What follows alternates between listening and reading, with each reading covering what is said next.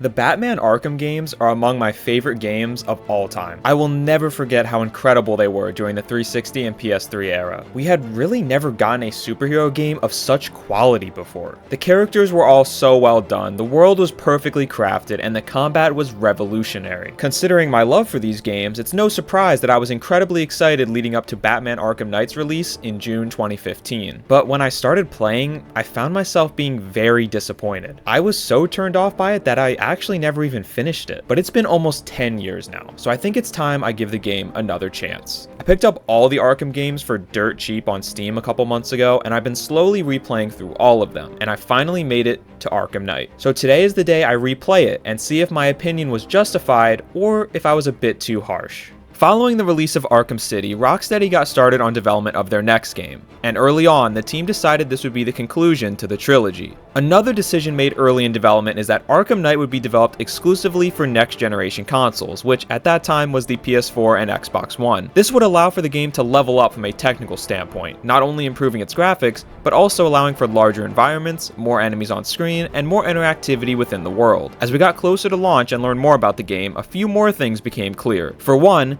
the game would feature a major focus on the Batmobile. This was pretty exciting to see, as the Batmobile was never playable in any of the prior Arkham games. Another interesting element to Arkham Knight would be its darker tone. Arkham Knight would be rated M, despite all of the prior games being rated teen. Clearly, the developers were not going to hold back with this long-awaited finale to the Arkham saga. As the release date of June 23, 2015 approached, the entire gaming world couldn't wait to get their hands on this game. When the game was released, it received massive critical acclaim, but players themselves were a bit more harsh. There were a lot of complaints, primarily surrounding the story and Batmobile sections. As I mentioned in the intro, I was very turned off by these things as well and didn't make it very far in this one. But today, I will be going in with an open mind and giving the game another chance. So let's get right into it and answer once and for all if Batman Arkham Knight is a worthy conclusion to the Arkham saga. The game starts off with a scene of a police officer entering a diner for a meal. He gets called over to check on someone smoking in the corner and ends up getting hit with some kind of toxin. Suddenly, everyone in the restaurant turns into devilish monsters that you have to shoot. It's a pretty chilling scene and sets the tone very early on. This is going to be a much darker story, and I am all for it. We learned that this was the result of Scarecrow's toxin. With the Joker having died at the end of Arkham City, Scarecrow is now the main villain of this game. I think Scarecrow is an awesome character, and the team did a really great job at making him genuinely scary in this game. Scarecrow is planning to spread his toxin throughout the city and take down Batman. With the preliminary details of the story being laid out, it's time to start the game, and I just have to say right off the bat how impressed I was by the graphics.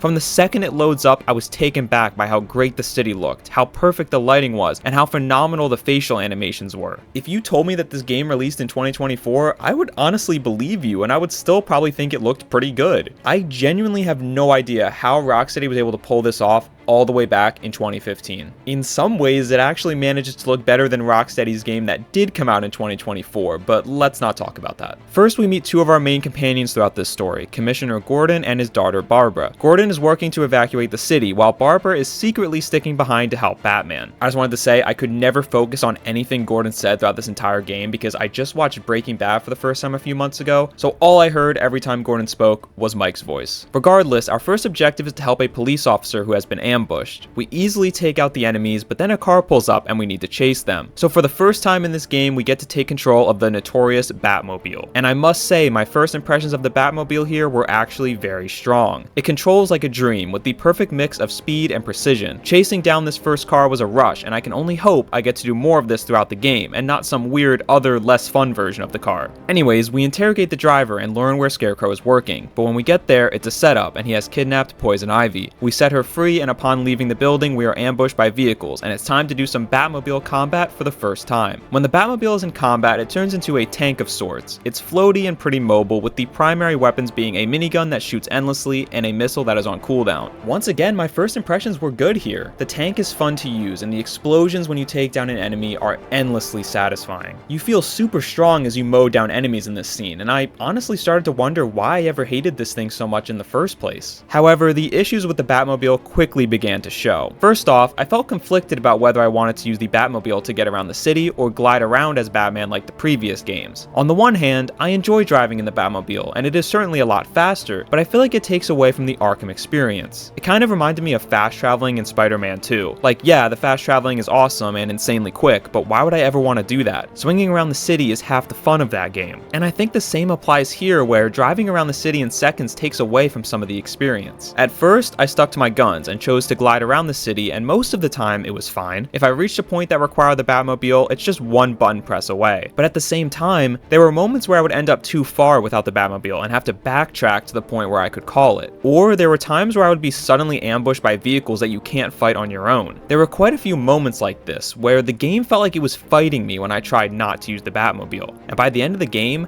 I had given up and it was just driving everywhere. I have much more to say about the Batmobile, but let's save that for a little bit later. For now, Batman has to head to Ace Chemicals as Scarecrow's men are stationed there. It's here that we meet the Arkham Knight for the first time. This mysterious villain has an unknown identity, but looks to be copying Batman. He has a similar suit and seems to know everything there is to know about Batman. I found the Arkham Knight to be really intriguing throughout this early game. First of all, he was a completely original villain created by Rocksteady, which was really cool to see. And second, he was a very intimidating figure. Batman villains are usually deeply disturbed and dangerous individuals who don't care about who or what they harm. This insanity and unpredictability is what makes them dangerous. However, Batman is always able to outsmart them. But the Arkham Knight is different. He is able to think ahead of Batman and predict him. I really appreciated this twist on the Batman villain formula, and I was anxious to learn more about this character as the story continued. After our first meeting with the Arkham Knight, we go to where Scarecrow is storing his chemicals. We attempt to disarm them, but in the process inhale a lot of toxin. And it's here that we get the first major twist of the game, with Joker returning. Joker is still very much dead, but he's inside Batman's head due to the events of the previous games. I have to be honest, I wasn't thrilled to see him return here. Now, I completely understand why he is here. Batman was infected with the Joker virus during Arkham City, and now he's dealing with the effects of that. Throughout this game, he has to fight it off and not let Joker take over. It's a necessary plot, but I don't know, it just felt kind of lame. It felt like Rocksteady was afraid to have a game without Joker, but I think that would have been so powerful. Part of why Arkham City was so impactful and memorable was because they did something that most never dared to do when they killed off Joker. The shock made for one of the most emotional game endings ever, and one that I will truly never forget. But now, with Arkham Knight existing, that ending doesn't feel nearly as important. Like, sure, Joker is dead, but he still appears within the first 2 hours of the game and is then present throughout the whole thing. Again, Joker had to be here in some capacity because of Batman's infection, and because the Arkham games placed a huge focus on Batman and Joker's relationship. Having the ending of the saga without Joker would feel wrong, but if that's the case, why kill him when you did? I don't know, it just felt like Rocksteady tried to get the best of both worlds here. They get the emotional prize of killing Joker without any of the actual repercussions. I think they should have waited longer into the game to reintroduce Joker, or at the very least, make him a little less frequent throughout. I love Joker as a character, and the Arkhamverse Joker is one of my favorite Jokers of all time, so the fact that I was turned off by this kind of says a lot. Continuing on with the game now, we continue our search for Scarecrow, but it was a trick to distract us. Scarecrow has kidnapped Barbara, and by the time we can reach her, it's too late, with Scarecrow killing her. With Scarecrow's toxin continuing to infect the city, Batman is forced to focus on a different problem with the Arkham Knight. This is where we get the reveal of who the Arkham Knight really is, and it turns out to be Jason Todd, aka the original Robin, who Batman thought was dead. In reality, Jason was alive and being tortured by Joker. Batman had stopped looking for him, leaving Joker to torment him and turn him against his former partner. This reveal was underwhelming to say the least. We had seen a flashback scene a few hours earlier showing Joker torturing Jason, and then combining that with a line about how the Arkham Knight knows everything about Batman, and yeah, I was able to put that one together pretty quickly. This reveal was predictable and disappointing, but what was even more disappointing was the fight with the Arkham Knight. We have spent the whole game running from this guy, intimidated by his intelligence and his strength. So what was his boss fight like? He stood on a pillar with a sniper while you took out other enemies before getting close to him, swinging up and hitting him. Then you repeat that 4 times. That's the fight.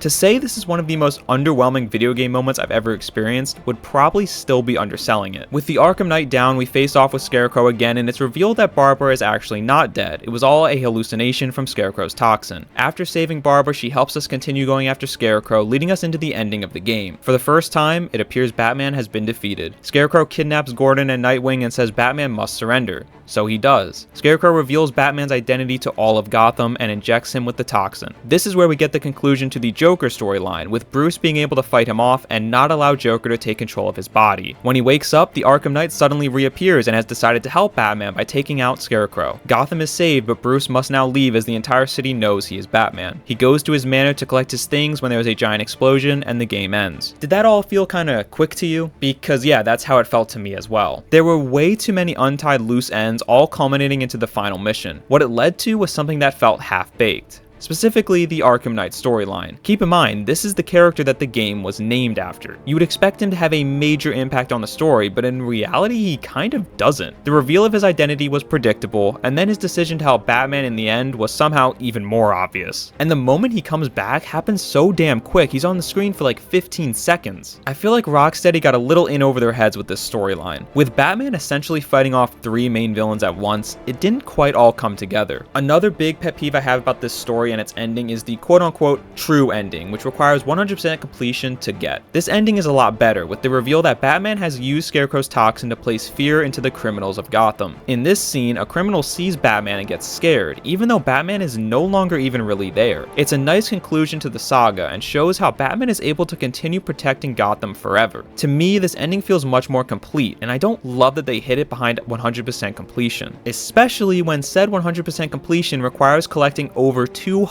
Riddler trophies. Listen, hidden endings or true endings or whatever you want to call it are pretty common in gaming. I just think maybe you shouldn't do it during the finale of a series of games. If you look at the Steam achievement stats, only 8.6% of players got this ending. On PlayStation, that stat is even worse, with just 5.2% of players getting it. If you look for the final cutscene on YouTube like I did, you'll see all the comments talking about the fact that they couldn't bring themselves to 100% the game. So, in other words, the large majority of players never got to see the true ending to one of the most iconic gaming trilogies of all time. That just feels wrong. I assume they did this to explain why you can continue playing the game after the normal ending, but this could have been achieved with a simple point of no return save. You didn't have to go about it this way. At the very least, the Riddler trophy should have been left out of it, and just require completing all main and side missions. But regardless of if you got the true ending or not, I think the conclusion to this story is kind of lackluster, which is really a shame when this trilogy had been so on point up until now. Okay, so that's the story. Now let's talk about the game itself a bit more. The typical Arkham gameplay is back exactly how you would expect it. The combat continues to be great, and one thing that stood out to me were the puzzles. I felt like some of the puzzles were a bit more involved than the prior Arkham games, which I really appreciated. So often the solution to everything was just whip out whatever newest gadget you had just got. Arkham Knight has some really cool puzzle moments though. For example, my personal favorite is this scene where we need to figure out the passcode for a door. We go through the surveillance footage to see the guy putting in the code, but he looks at the camera and realizes what he's about to do, so he moves his body to block the keypad. So we have to keep inspecting the footage and eventually spot the reflection of the keypad and can get the code that way.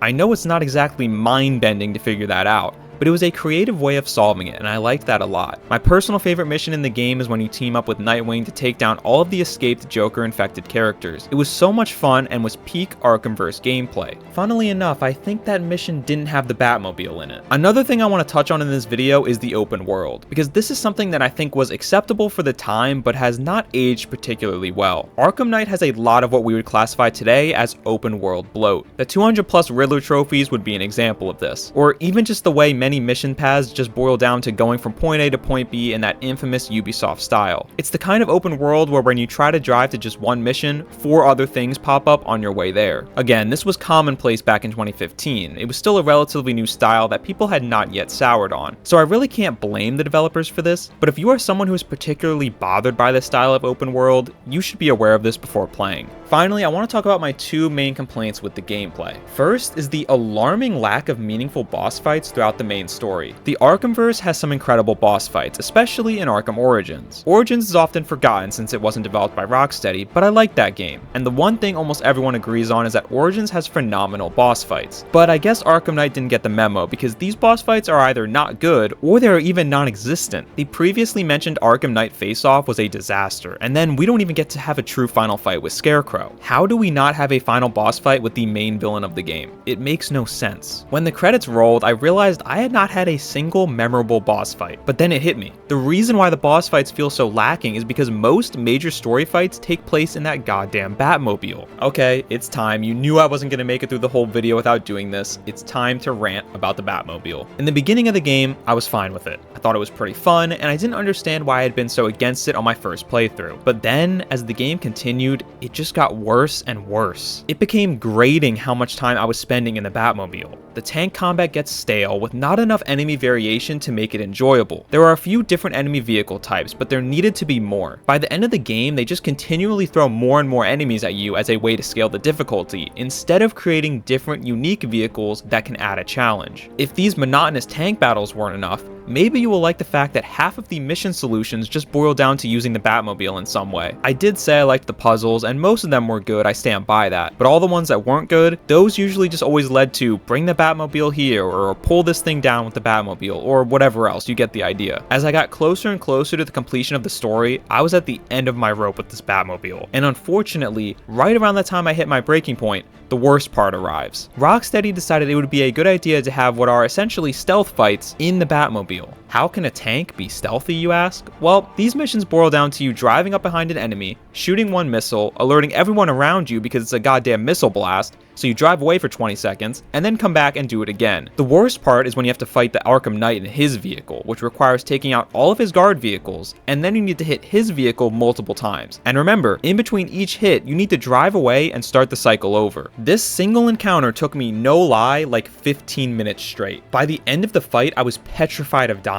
Not because the fight was nerve-wracking or exciting, but simply because I was so terrified of having to start over from the beginning. I genuinely can't believe this fight actually made it into the game. You know, there was this meme back in the day with the Arkham games where everyone always said, it really makes you feel like Batman. It stemmed from the fact that every single journalist who reviewed this game felt the need to say it. And while that phrase was definitely overused and the meme was funny, the statement itself isn't wrong. The Arkham games do make you feel like Batman, and it's part of what made them so fantastic. But you know what doesn't make me feel like Batman? Spending 15 minutes in a tank driving in circles. I already hated this fight, but as I write this now and realize that this was pretty much the biggest boss fight in the game, I'm even more mad. Alright, rant over. As you can tell, the Batmobile really wore on me as the game played out, but admittedly, it never quite deterred me from wanting to continue playing in the way it did back in 2015. I think maybe just the fact that I expected it going in, rather than being blindsided by it like I was the first time, helped out a lot. Going in with that mindset allowed me to overlook it, enjoy most of my time, and happily complete the game. But I can also definitely understand why I was unable to do so 10 years ago. Okay, so let's wrap this up.